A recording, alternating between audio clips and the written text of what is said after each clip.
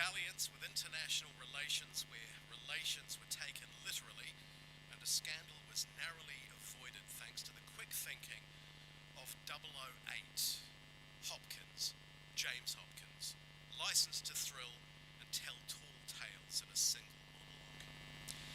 Now, what may surprise you is that part of this story is actually true. Yes, my name is Dan. The rest of it borders on a fantastical story, the likes of which upon Jim would embark.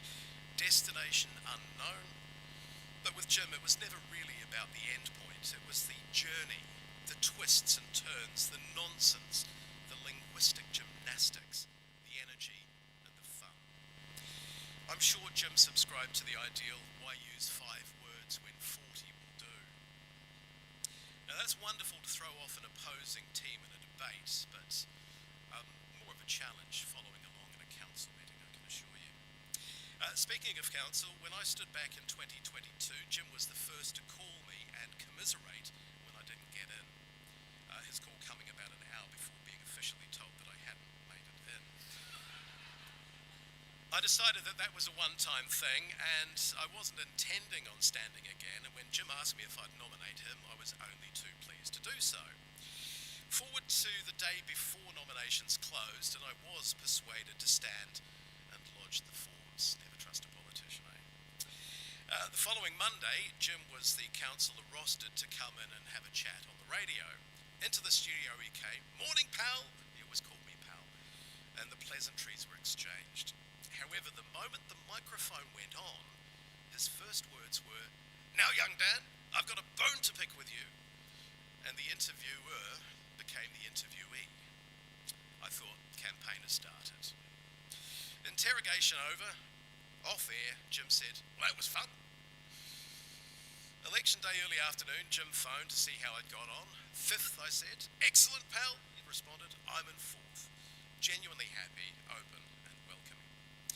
We sat next to each other in chambers at the start. The reshuffle, I suspect, may have been to split the disruptive kids from encouraging each other. But the man, we did have some laughs.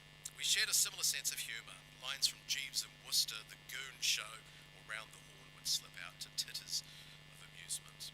And as serious and detailed as Jim was, that man could spot a split infinitive or spelling mistake at 20 paces, the glint in his eye, and an ever-ready chuckle whenever far away. I mentioned before that I used to introduce him on air and refer to him in debates or MC jobs as Sir Jim of Hopkins, and I always felt that he should have actually had some national recognition, a QSM, KGB, or at least a WTF. I think we'll call that Waitaki's top fan. And I think his service to community, including 31 years in local government, 19 of which here in the Waitaki and another 12 prior to that at Banks Peninsula, are extraordinary. And the tens, if not hundreds of thousands of hours he put into those roles are unparalleled. Now, excuse me, having Jim as a colleague could at times be challenging. I can't imagine what having him as a boss would have been like. But our MC for this morning has had that dubious honour, but she's recovered from the trauma, and went on to work closely with Jim on many projects over the years. So please give a warm welcome to Kate Taylor.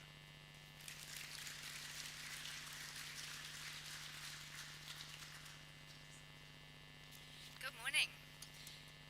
I am actually Jim Hopkins' love child.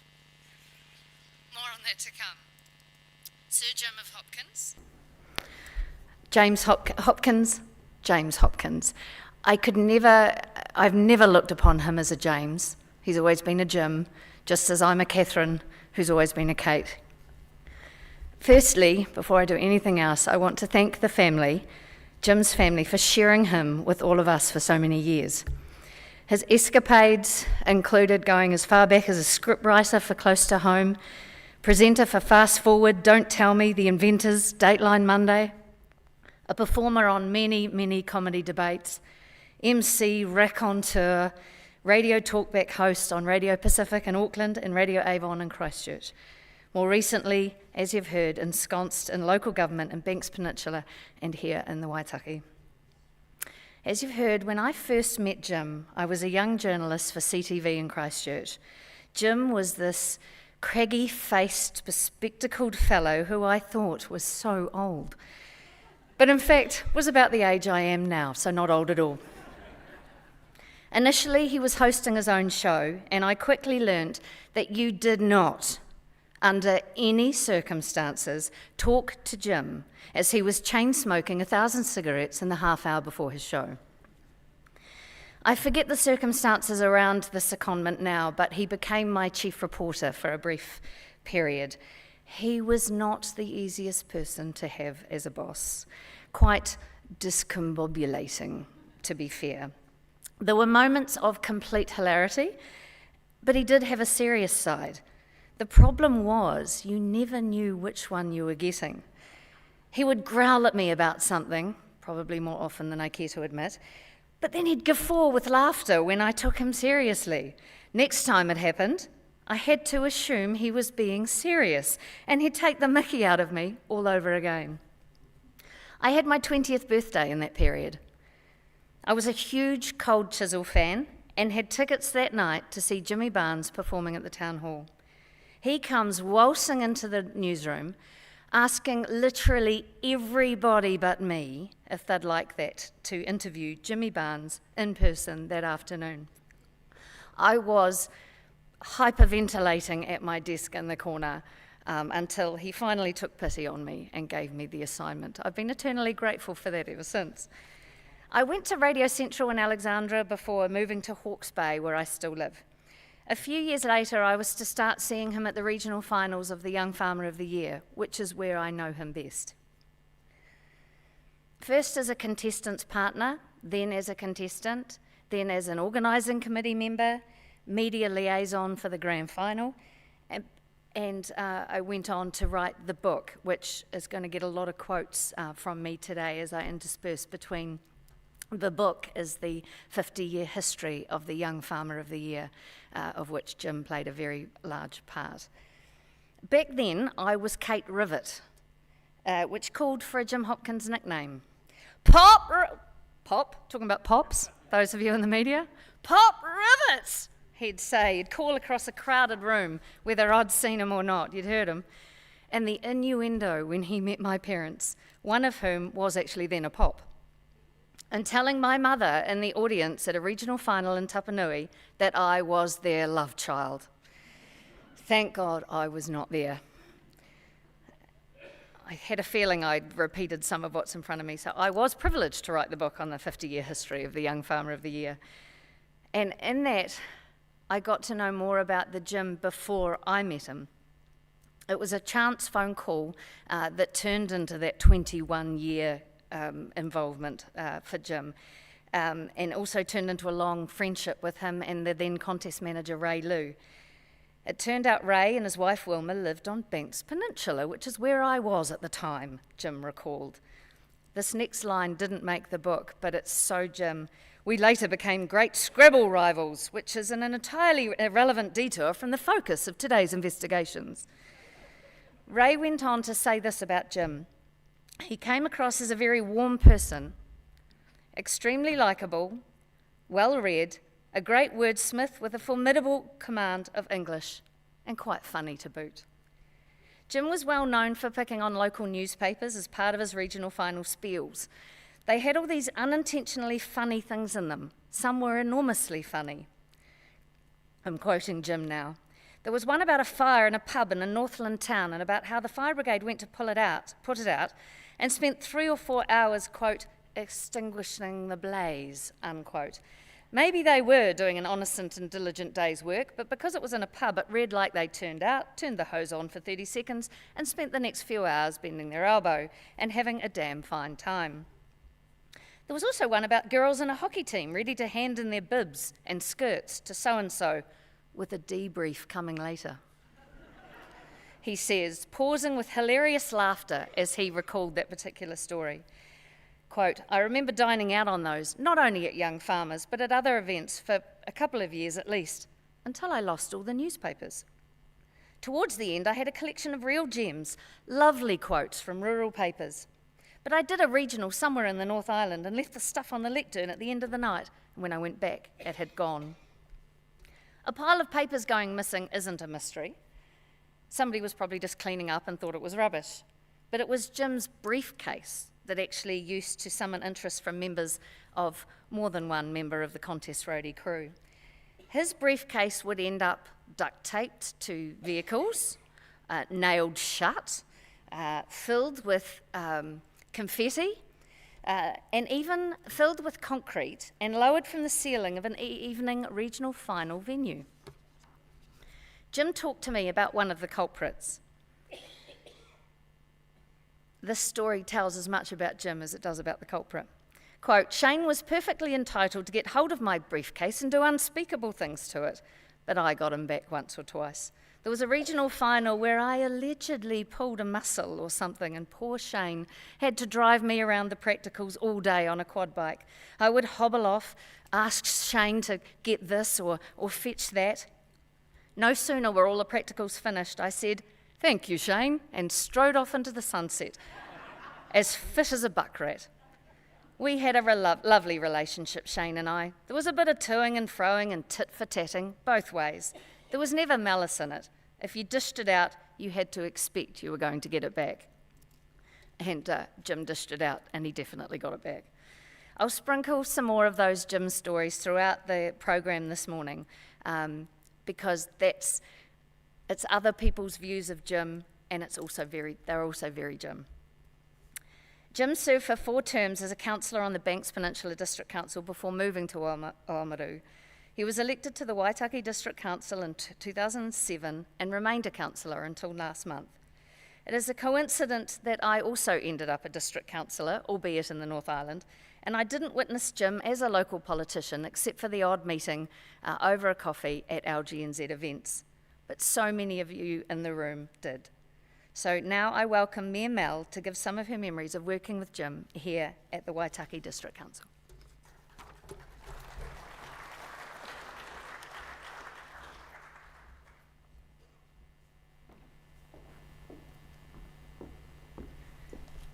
Tēnā koutou katoa, and thank you all for joining us today.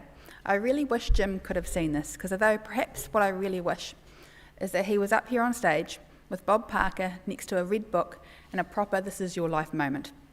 Because Jim would not just have been up for it, he would have owned it. He would have risen magnificently to the occasion, and goodness, we would have heard some tall tales.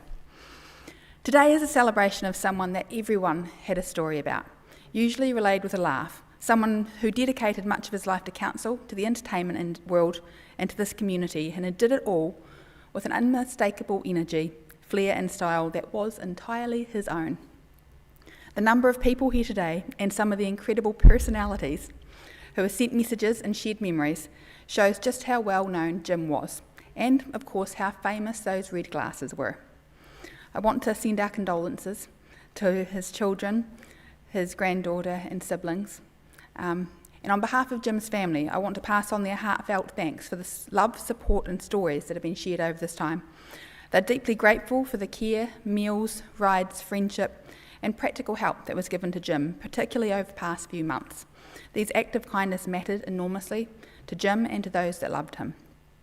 Now, Jim had a rare way with words and no shortage of theatrical assistance from his hands.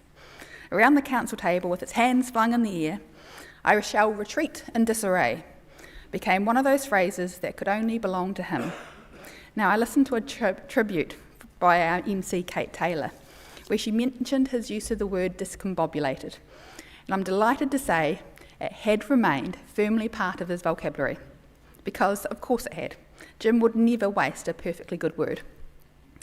Now, he often bemoaned the state of today's media, so sorry to the Ōamaru Mail and ODT that may be here, for what he believed to be one-sided reporting nationally, while at the same time offering local media perfectly formed sound bites, and bemoaning them too when they failed to pick up on his pearls of wisdom. Jim, his fellow councillors and I had plenty of debates. One of the things we admired most about him was his ability to challenge perspectives, or also listening to and genuinely considering the views of others. If he thought someone else had the better argument, he would happily, in his words, retreat in disarray, with a smile and that contagious laugh. And even when we couldn't agree, we would always sit down and have a beer afterwards. Jim was also a process person around the council table. If a councillor wanted to put a motion to a meeting and needed guidance, Jim was the go-to man. He knew standing orders like the back of his hand, and he'd make sure things were done correctly. Jim was also, it must be said, a walking attack on technology. One day, he was having trouble with his Mac laptop, and Councillor Thowning offered to have a go at fixing it. The problem, it turned out, was the hard drive was so full of emails and documents that the poor computer had simply surrendered, leaving Jim unable to write his report for the licensing committee. In fact, it was so full he could not even delete files to free up space. Jim had apparently processed more gigabytes of information than the computer could handle. In the end, we did get enough deleted and he was able to get back to work. That's also the day we learned that Jim was a two-finger typist.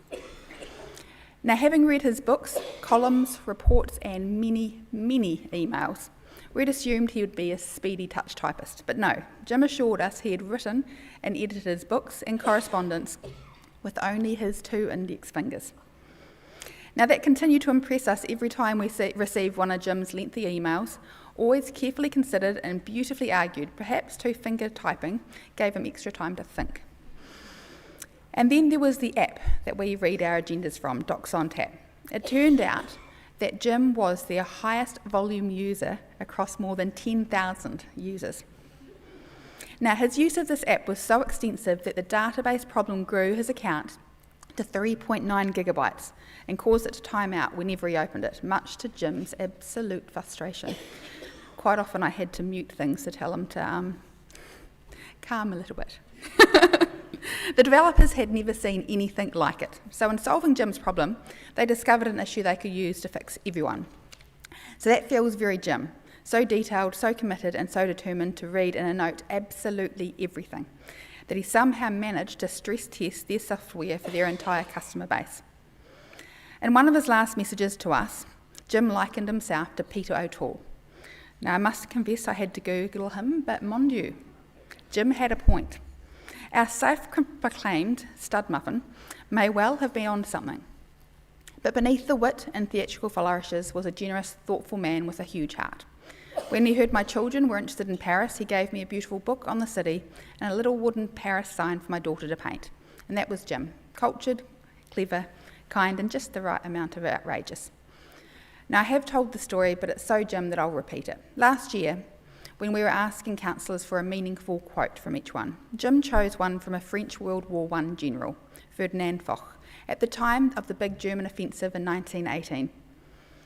"My centre is yielding. My right is retreating. Situation excellent. I am attacking." Jim called it cockeyed optimism. I call it a perfect window into how his mind worked. Backwards, sideways, brilliant, defiantly, and with that unmistakable twinkle. So to Jim, thank you for the mischief, the banter, the kindness, the drama, the sharp mind, the big heart, and the love that you gave this place. You leave us poorer in your absence, but much richer and considerably more entertained for having known you. Haere Jim, you may be gone from our table, but you will always be part of our team.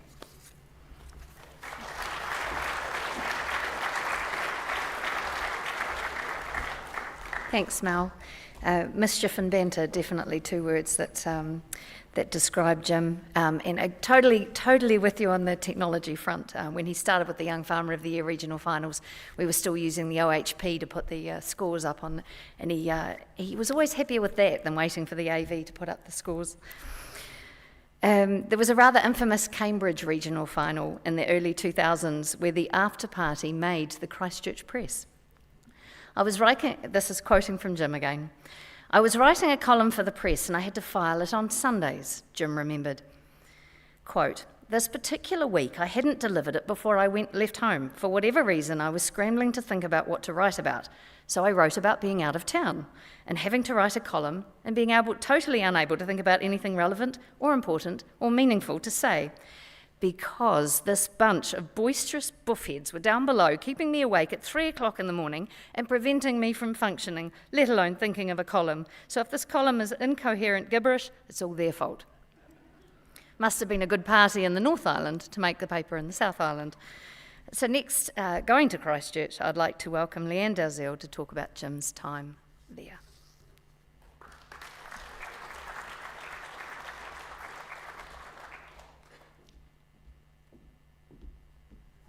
Kia ora koutou katoa, and can I start by acknowledging the family too. Thank you for the beautiful send-off that you gave Jim in Christchurch. It was a beautiful experience, and it was wonderful to hear the stories from the heart of the family, so thank you very much. And Mia Mel, you started off with an acknowledgement of the of saying thank you to family members for the support that they give those that take up roles in the community, and so I think that is entirely appropriate, and I'd like to repeat that. But having stood on the stage, this is just me diverting attention from the task at hand, because I've stood on this stage so many times over the years since it was refurbished, and never did I imagine for a minute that I'd be speaking at a memorial service to a man that invited me to come here and debate with him, Jim Hopkins. I still can't believe that I won't be standing here or that he won't be standing up after me to rebut every single thing that I have just said, although he would appreciate me not telling ageist jokes about him as I usually would do. Jokes like Jim went to a clairvoyant recently and discovered that in a previous life he was Jim Hopkins. Or as my sister Catherine, who also squared off against Jim on many occasions, would put it, I'm not saying Jim is old, but his IRD number is 1. Sorry, Jim, I couldn't resist telling just a couple. I often used to come here to Ōamaru for the North Canterbury IHC debate. It was a great event because of the extraordinary energy and the wit that Jim brought to the occasion every single time. He was incredible. I would watch in awe as he would literally scribble on a few pieces of paper just before taking the stage to mesmerise the audience. It seemed so effortless, and his sense of the absurd was infectious. I'm sure that those who attended those debates will remember that. And I'm kind of missing all of the, you know, the whistles and the horns and the various toys that he would bring up on stage just to distract attention to himself, of course. I spent a lot of time writing debates and actually having assistance from my brother-in-law, but I always ended with a verse, and I haven't got one today because I just couldn't do justice to Jim that way. But that verse that I had spent hours writing would usually elicit a far briefer and much wittier one in response from Jim.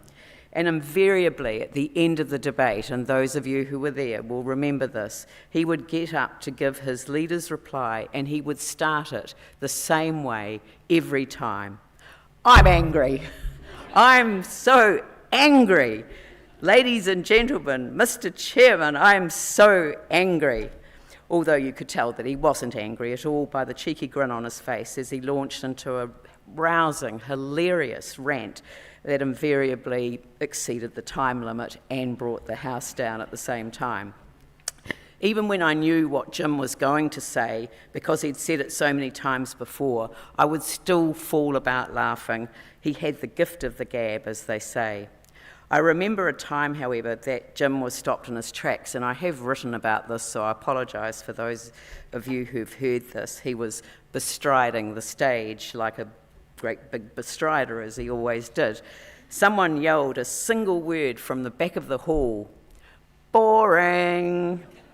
Now, if there was something Jim was not, it was boring. He could not see who had said it, and he was absolutely stumped. It was the only time I'd ever seen Jim genuinely lost for words. He simply did not know what to say. He recovered in due course, only to discover afterwards that it was my late husband, Robbie, who'd interjected on him. Robbie absolutely loved the fact that he had done that, And of course, Jim never forgot it. He might have been lost for words, but it made him laugh when he realised it was Rob.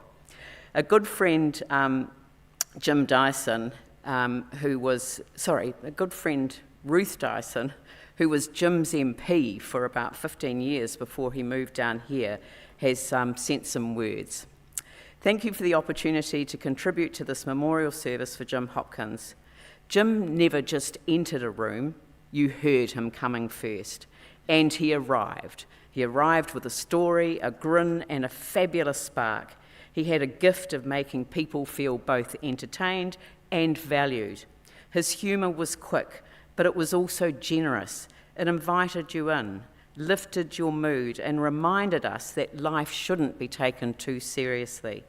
But behind his wit and humour was a deeply committed man. He cared about communities, about local voices, and about the small places that make up the big picture of who we are. He believed in people, and he showed it through decades of service, conversation, and sheer enthusiasm for the world around him. I will remember Jim for his energy, his kindness, and for making so many ordinary moments memorable. He raised thousands of dollars for various causes, both in Christchurch and here, following his move south. Many organisations owe him a debt of gratitude for his fundraising, but he never expected or asked for thanks. In one of the many debates we had in Littleton, usually as fundraisers for the local kindergarten, Jim mentioned the place Mount Herbert and said he was never sure if Mount Herbert was a place name or an instruction.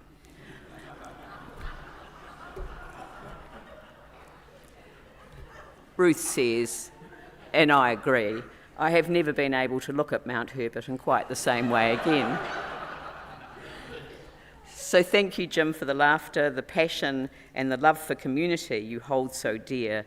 You will be missed and you will be remembered, says Ruth. I remember the Mount Herbert line. It was clever and unexpected. Jim could play with words like no one else could. There are many people who will remember Jim in his role as a debater or as a broadcaster, writer, MC, raconteur, but this was not all by any means. His time as a councillor, first for Banks Peninsula and then here in Ōamaru, showed his true spirit. Behind the showman and the red-rimmed glasses was someone with a deep passion for people, place and family, the essence of what makes a community. And that was Jim, a deeply committed community advocate who stood up for what mattered and what he believed in. In all the debates we had, I would always start by saying that people had told me that Jim Hopkins would be a hard act to follow. And sure enough, I would say, I couldn't follow a single word he said. But that was just for the laugh. Jim was a great person who brought people together and always gave 100% of himself no matter what he did.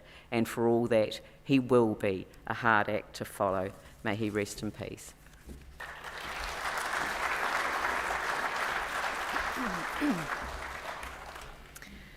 Energetic, 100%, hard act to follow, distraction, rant, gift of the gab, never boring.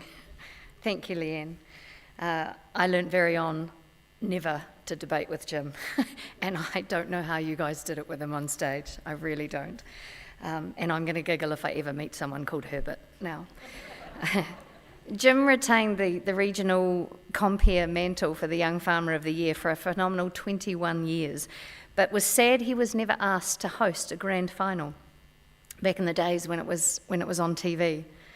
From the late 1990s, he'd done the off-screen continuity announcing and warmed the crowd up for the host, whether it be Bob Parker, a brief stint by Gary McCormick, or Mark Leishman. I can only imagine, now that I think about it, he must have felt hard done by that he never reached what seemed to be the national roles of those hosts, but remained fiercely provincial, especially in his time with Young Farmer of the Year. The Sale Yards comedy debates in Waipukaro, in Central Hawke's Bay where I live, as well as many other debates. Random guest speaker roles. Even one of my sisters had a story to tell last night about how he shared a local celebrity debate for the Waikuku Playgroup. and had them all in fits of laughter. The night officially ended about 9:30, but Jim finally left the building about midnight, still talking. He said in the book that he would have loved to have done a grand final, and without being arrogant, thought he would, quote, would have done it bloody well. More recently, he mentioned he was pleased to see the mantle being continued by Te Reira, who he thought had the gift of the gab, possibly even as much as him. Maybe he is Jim's love child. By video, please welcome the effervescent Te Reira. First time I ever saw Jim Hopkins live, I was an impressionable high school student. He was part of the BNZ Festival debate circuit and Founders Theatre in Hamilton, and I didn't know you could do that to people, even amongst that brilliant array of orators, some of our best satirists. Jim was something else. You know, we didn't know where Jim was going. I don't think Jim knew where Jim was going, and he reduced us to a puddle. I didn't envy the cleaners, but it was one of those moments where you saw the power of humour in a live situation. And it's been that benchmark for me for the 30, 40 years that I've been doing this. And then when I finally, several years later, they invited me to be on the Radio New Zealand 9 to Noon slot with Jim, and I thought, goodness gracious me, I don't know that I'm worthy. And Jim was so warm and so welcoming and so giving as a sort of a co-presenter. He would always allow you to have a little moment to shine. And I just thought I was being paid to listen to Jim. It was brilliant. And then there was a moment one week where Jim, after a period of time, Jim just wasn't there. Now, I don't know to this day whether Jim quit, whether they let Jim go. It was like Stalinist Russia. In many ways, it was a perfect Jim moment. He just disappeared. And no one ever spoke of him again. And he went on. And I always meant to ask him, and I'm really glad I never did, because it's a part of that great mystery of Jim. And people are going to speak today, I know, of his tenure with Young Farmer of the Year, and they'll talk about, just how great he was on stage. But to me, I love that talk of him backstage, because he was so incredibly gifted, and yet people spoke of Jim pacing backwards and forwards, the nervous cigarettes, looking for the local newspaper so that he could skewer the foibles of small town New Zealand. Literally every town has been given a skewering by Jim, but done so with a great sense of delight and joy and love. And I think that's what he did. Like he showed us all those little things that we probably never knew about ourselves, and he did so with such a sense of great, as if he was discovering them as much as we were when he pointed them out. And to me, that pacing, that nervousness backstage, that said to me, here was a guy who really took his craft seriously. He wanted every audience to have the same kind of joy that he brought to the previous one. He never took his gift for granted. And I think that's the lesson that I got from Jim. No matter where you are, every single time that you go out on stage, you want to make sure that these people are going to have the best possible experience of you. And I think he would open a window of improvisational delight that I look at and think, there's the benchmark. There's the benchmark. And it's not just what he did to the audience, it's what he did to us individually. He would light up on stage in the same way that he would light up when he saw you walk into a room, and he would welcome you and ask how things are going and where you are. And to me, that's the real mark of a man, a guy so incredibly gifted at the top of his game for year after year, decade after decade, still wanted to know how you were doing. We're going to miss you, Jim. And unlike being airbrushed out of Radio New Zealand, we're going to be talking about you for a very long time to come.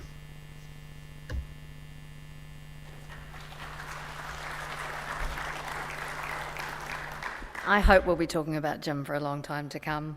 Yeah, he's right. We didn't know where Jim was going, and Jim didn't often know where he was going. But very true, he wanted every audience to have that sense of joy and the best possible experience they could have, whether it was a celebrity debate or a Young Farmer of the Year or a Waikuku playgroup. There was one regional final in Southland, had a memorable creative competition with the contestants at the interval. Jim had instructed them to fill their brandy snaps with cream. All was going well, at least as well as can be expected, until one young farmer decided the best way to win was to stick the brandy snap into the cream and suck. One of the only times I have seen Jim lost for words, albeit briefly. Someone who knows all about young farmers, from being a young farmer himself a few moons ago, through to recently retiring as the New Zealand Young Farmers patron, is Eric Roy, to talk about the connection Jim had with the organisation and with its members. Eric Roy.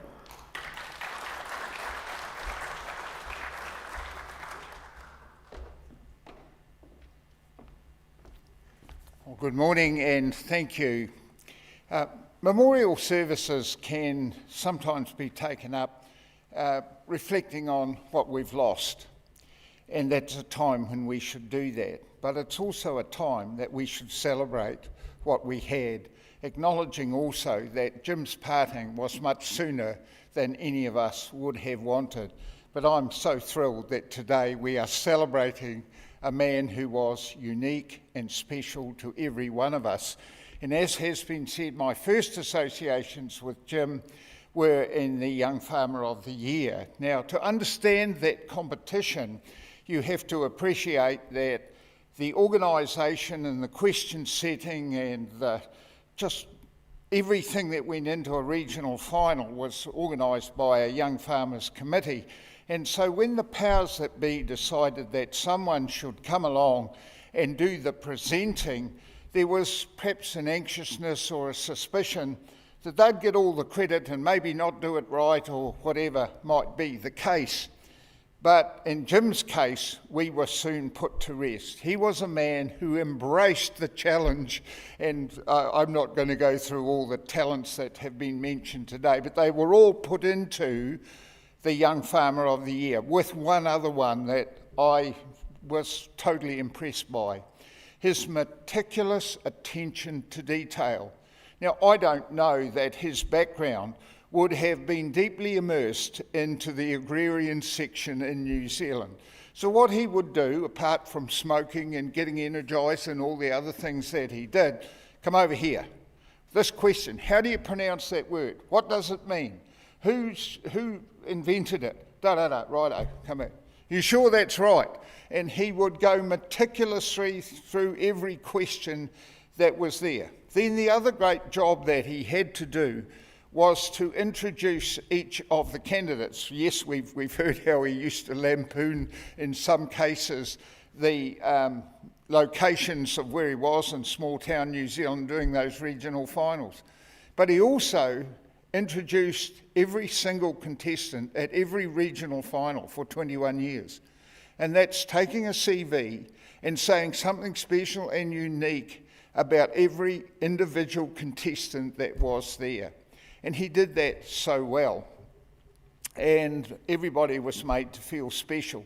And no one was really put out in any way about what he did. The other important thing that the Young Farmer of the Year has is it has the potential to go bad.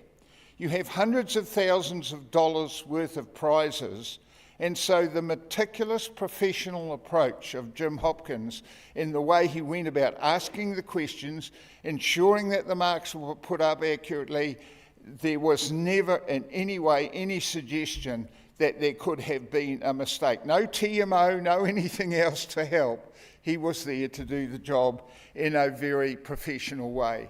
And I, along with others that have made the comment, think he would have been very good at a national final had he had that opportunity. And so my first association with Jim goes back to about, I think, 1989, and then for quite a period after that. But I also spent some time in a number of debates with him throughout a number of places in New Zealand. In the parlance of the shearing shed, I was probably an occasional fourth stand fill-in, but nevertheless I did probably over the last 30 years at least 20 debates in various places around New Zealand, some of which I had the responsibility of organising And we saw another side of Jim, his generosity. And we could say, Jim, we're doing this debate, the beneficiary is going to be X, are you available? Let me see, what's the subject? And I don't think he ever once turned me down. And one of the things we were speculating about last night is, why the heck was Jim not a multi-millionaire with his talents? It was because he was a generous soul who was interested in the community, applied himself to just making everybody else feel special and doing his thing with the multi-talents that he did have. Excuse me. To describe Jim, he was a man who was professional. He, as people have said, he was a significant wordsmith. He loved community. He made himself available. He was so generous. Jim, we value you, we will miss you, and we are richer for having known you. Thank you, Jim.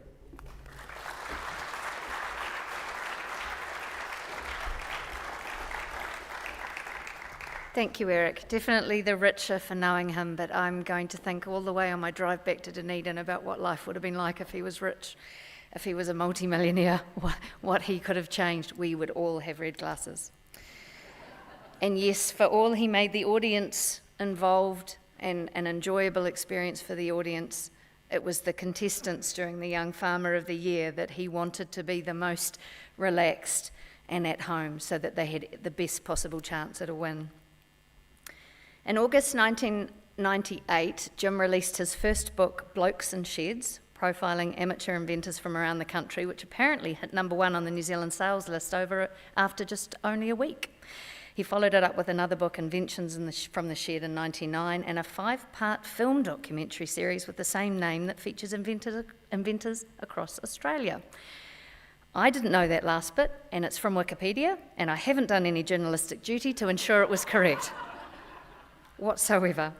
His voice carried wider than Ōamaru and the Waitaki District Council with his weekly slot on The Farming Show.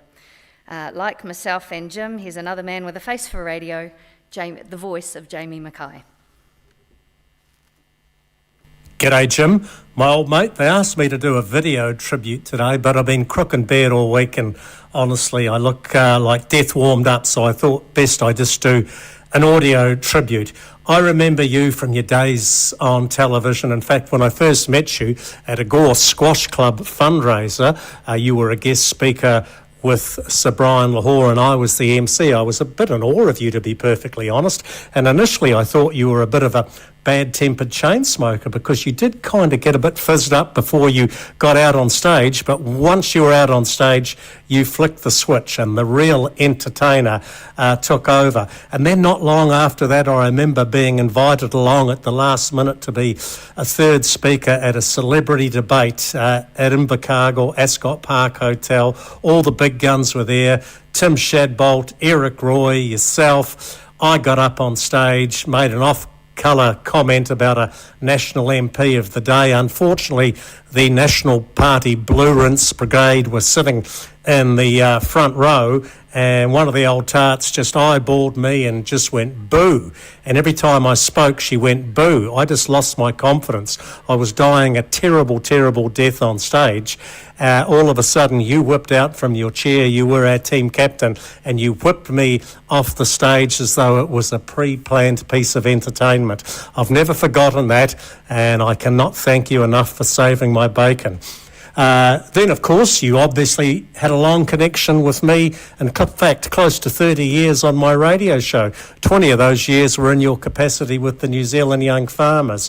You were a true wordsmith, a real comedian, although I must admit, Jim, and don't take this personally, that I used to be keen on pre-recording you because sometimes you weren't really good at the short answer. But for a townie, you had great empathy for rural New Zealand, and I'm sure you built that, especially through your long connection with the New Zealand Young Farmer contest. You, more than anyone, got the real importance of farming to the economy. And I remember your favourite saying, "How poor do you want us to be?" when referring to the actions of previous governments, without mentioning any names. You were on my show 12 days before you died. ironically paying a wonderful tribute to the late Sir Sam Neill, and you were scheduled to be back on the show 2 days after your untimely passing to talk about local body amalgamations, and I know you had a lot of unfinished business there. Rest in peace, my old friend. You were a wonderful servant to the New Zealand media landscape and to the good folks of Banks Peninsula and the Waitaki District. Oh, and by the way, Jim, I never told you this. I can't tell you how much pleasure a 66-year-old got out of being called my dear boy. Love you, mate.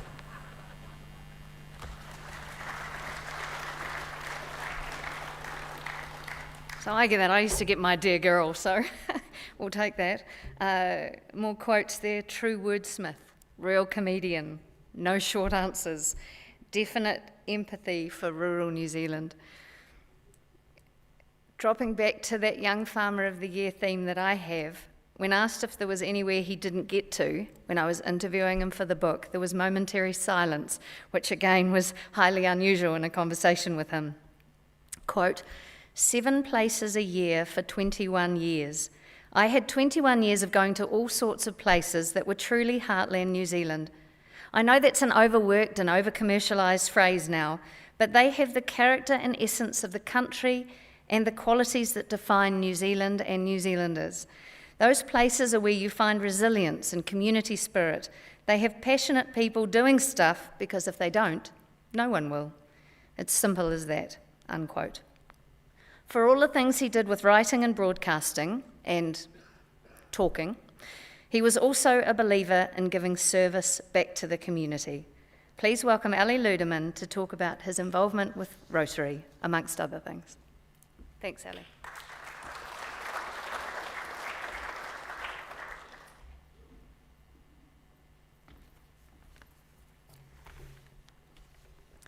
Jim's contribution to and affection for this district began more than 30 years ago on this stage with the IHC celebrity debates. I phoned to ask if he'd lead a team for the first one. He agreed, came down, brought the house down, came back next year, kept coming back, and not just for debates. He phoned before a holiday to ask for a suggestion of where his family could stay.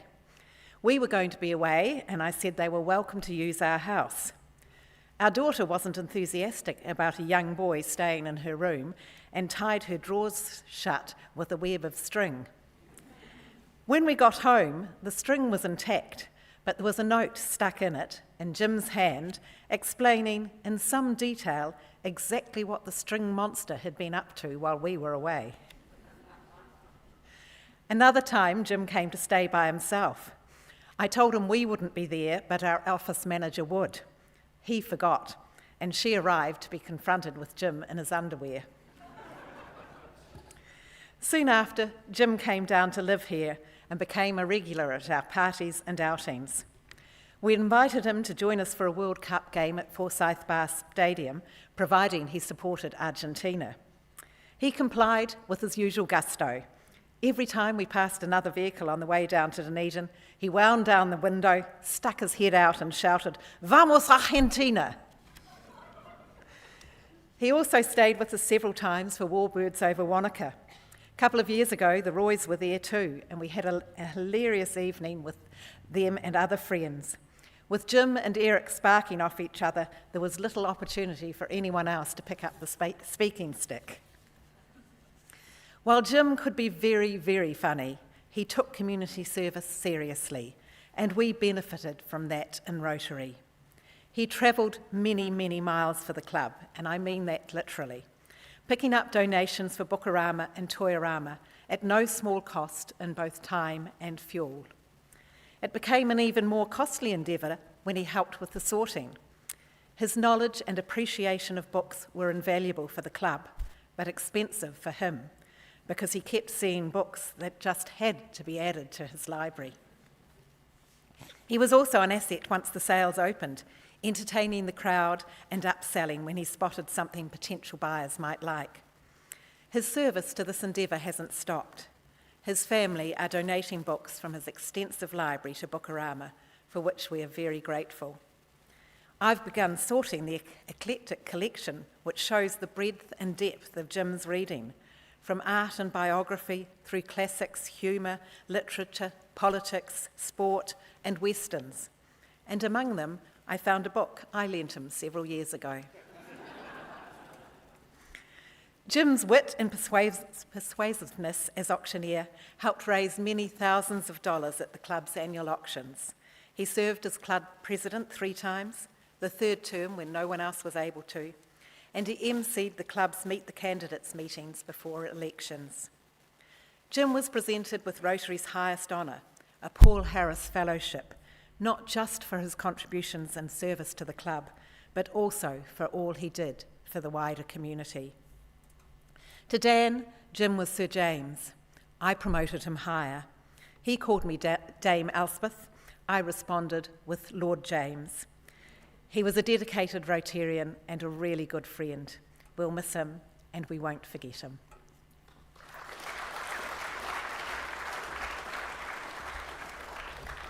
Lord James, I think you mean good Lord James. Wit and perseverance, 2 more adjectives to add to my wee list here. And I think possibly more evidence that I'm his love child and not you.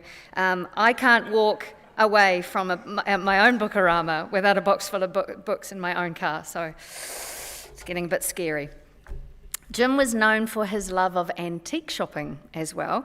He used to leave a regional final with the then contest manager Bruce McDougall, and after stopping in Greytown once on their way back to Wellington Airport, Jim found a teal green shoulder bag with the teal logo on the front, the Tasmanian Empire Airlines Limited. They were cutting it fine for arrival back to the airport, where Jim announced to the staff member in his usual pompous voice, "Hopkins and McDougall for the next flight to Christchurch." She obviously recognised him and, noticing his new man bag, replied, "I'm sorry, Mr. Hopkins, your aircraft left 30 years ago." Our next speaker is Noel Joyce, who will touch on Jim's involvement further in the IHC debates.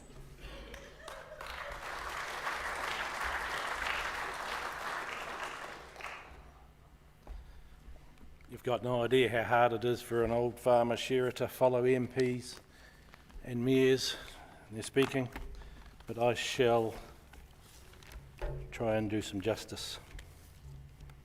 Just thinking about Jim and the words orator and wordsmith,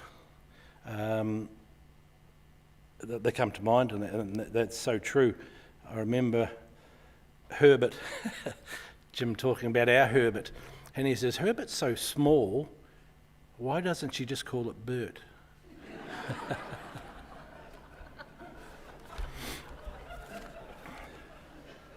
Jim once said to Ellie Ludemann, "It's thanks to you that I moved here. I up sticks and moved to Ōamaru.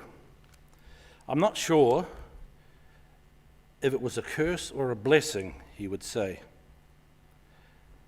But for all those who have crossed Jim's path, and I call him Gentleman Jim, it certainly was a blessing. Jim fell in love with the area on his first debate appearance for the IHC and moved here about the time of his 2nd or 3rd, a year or 2 later. The rest, they say, is history. The IHC celebrity debates were mostly about raising awareness for people in our district whom have intellectual disabilities. Jim had quite a passion for this, not to be in the limelight, but just to help. Over the years, many celebrities said to me, "Jim still has it," or "He's absolutely awesome," or just "wow." 2 years ago, Mary Lambie said to me, "That was a masterclass," and I was in absolute awe of Jim. And I've heard that 6 times today already. Before the great debates, Jim was as nervous as heck, right to the point of being physically sick. But when on stage, he shone. I have a couple of words here from Duncan Garner and Dame Denise Lestrange Corbett. Jim had great delight in pronouncing her name with a very strong English accent. Dame Denise Lestrange Corbett.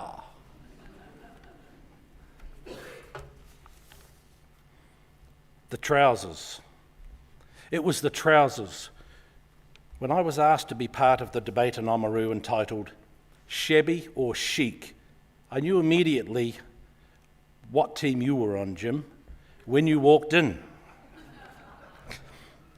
There you stood, Mr. Hopkins, in a pair of khaki green style combat pants with black duct tape tightly around one knee. I just stared, unsure of what I was looking at. Was there something you were trying to restrict from escaping out the bottom of your legs? Or was there another reason? One I almost was too afraid to ask. But I did ask. What was the duct tape around your knees, Jim? And you said you'd just bought these this very morning from a thrift shop. Unfortunately, the zip around the knee of one of the legs, which miraculously turned the trousers into instant shorts, came apart. It had broken. And you were unable to sew, so decided to duct tape it, and that was the best option. Rather than have one leg shorts and the other leg long, you duct taped yourself to them. I says, I'm guessing, Jim, you're on the shabby team. I was right. It was great to be debating with you, Jim. Godspeed. That's Dame Denise. In the words of Duncan Garner, I really thought Jim was an incredible talent and just so very clever. Each time I thought I had him, he slipped out and nailed me with some cutting, mean-spirited, but on-point burn, which was almost true. As a young boy, I laughed at his jokes on black and white television and continued to at my own expense last year at the IHC debate in Oamaru. New Zealand too easily discards talent, but I'm still yet to see a younger Theospin type bloke like Jim make me laugh more than he did. As I remarked at the debate, he would not have been out of place in Jurassic Park. It was a dig at him being a dinosaur, and I now feel bad about that joke. I'm sure Jim laughed at the time. Actually, he laughed at himself a lot that night. He was very, very kind and generous afterwards to me as we discussed politics and my job. His brain never stopped. And in an unforgiving industry that waits for no one, Jim, to me, occupied a seat at the top table. I understand he was a formidable local councillor too. New Zealand has lost a giant of a man whose enormous talents never faded. Men like Jim are not replaced. For me, he now rests amongst the greats in the sky. Rose-tinted glasses, huge laugh, always working on a reply. I feel honoured to have shared the stage with him last year, and I'm not sure if it's now time to remind everyone that we beat his team. However, given he can no longer fight back, it's probably the perfect time to claim the win. I'm sure he's pulling the bird at me right now. Rest easy, Jim. You've earned it. Ōamaru will miss you, although the average age of its citizens has plummeted with your passing. Condolences and much respect, Duncan Garner. Gentleman Jim, quick as a bullet, sharp as a tack, calm as, very well researched, very well read, serious sometimes, and funny as heck, most of the time. And before I finish, I didn't realise Jim had a passion for newspapers, and I always remember the debates on Ōamaru, and he would hold up the Ōamaru mail, and he was the first person I'd ever heard him pronounce Ōamaru correctly. The Ōamaru female. Rest in peace, Jim.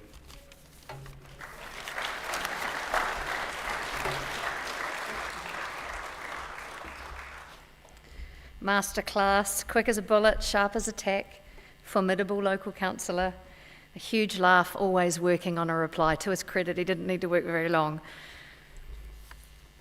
I'm not surprised that Jim fell in love with Oamaru, or Ōamaru. It is a stunningly beautiful town, and here, this beautiful lady with its history, and I can see Jim standing on this stage, soaking up all the energy from the audience.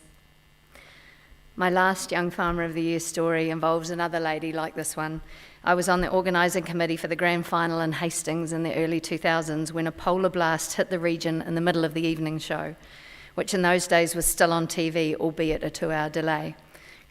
There's a wee bit of scene setting here to show you how important Jim was to that night not being a horrendous mess. The Opera House in Hastings was shaking and groaning with the thunderstorm howling outside. Pieces of the ornate plaster ceiling occasionally drifted down in front of the incredulous audience. The nerves of Jim as continuity host and of TV host Mark Leishman were cut to shreds, but they both maintained a facade of calm as drama unfolded both on stage and off. The noise of the wind and rain meant the filming of several rounds was ruined and had to be re-recorded, on the proviso that the contestants answered exactly as they had the first time. If they answered wrong the first time, they had to repeat their wrong answer. It got worse. There were repeated power cuts in the middle of the final 2-minute buzzer round, which ended up taking 15 minutes to record.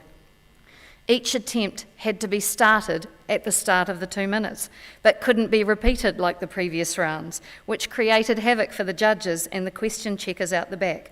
Without access to Google, they pulled a few former grand finalists out of the audience and were writing questions almost as fast as Mark Leishman could read them out, all the while getting closer to dead air because if the edited tapes weren't inserted into the program on time. Jim continuously had to keep going back on stage. Mark was less composed by this stage. He was starting to fall to pieces. He had to, when the cameras came on, he had to be there. He wasn't interested in the slightest about the audience at that point. And Jim had to keep going back out on stage, ad-libbing, making jokes, telling stories, trying to keep the audience engaged. None of this was scripted. I doubt anyone else could have held their wits about them as he did that night. The drama wasn't over once the winner was announced. The 600-plus audience thought Jim was joking when he told them that the band for the ball was stuck in the snow on the wrong side of the Napier Taupo Highway. But never fear, in true Young Farmers style, CDs were fetched from vehicles. We refused Jim's CDs, I might add. Speakers stolen from the AV crew. A barman was given a cash bribe to be DJ, and we danced the night away, including Jim, with an element of relief, perhaps. The next speaker tonight is known to us all. Jim liked doing things his own way, so it should probably come as no surprise that he will be both late and present to his own memorial service. I suspect there may be some laughter, perhaps a few tears, and maybe even a reminder that he is still managing to get the last word.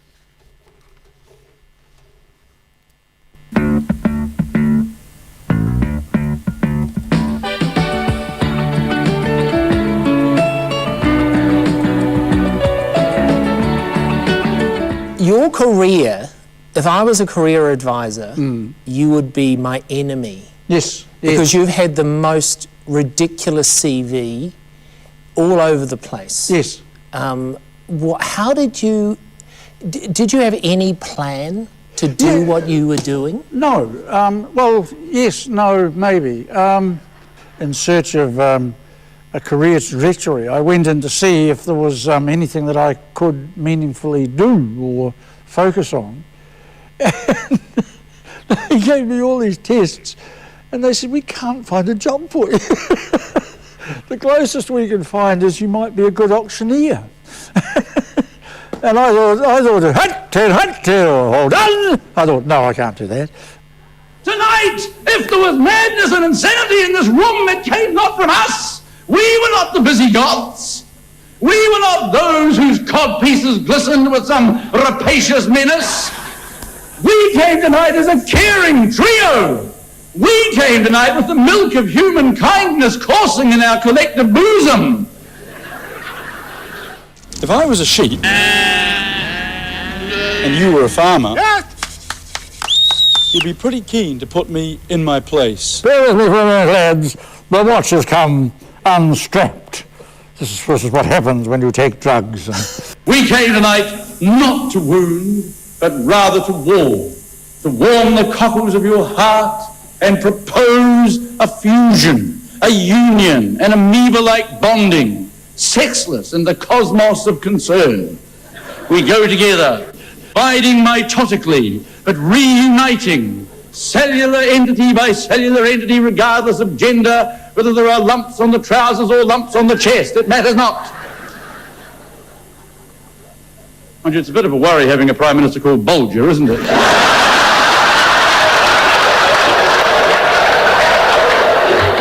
Especially when he's got 9 children. But I mean, the fact of the matter is... I keep on thinking, you're going to lose the plot here, lad.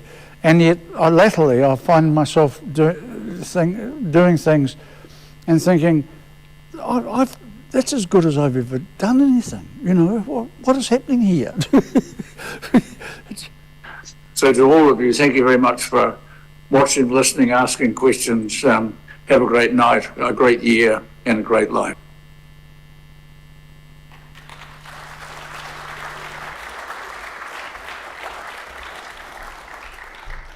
That laugh, those big words. I don't have a dictionary, so I'm not even going to try and understand some of that. Over the years, people have often commented on my Jim Hopkins glasses, especially when they're red.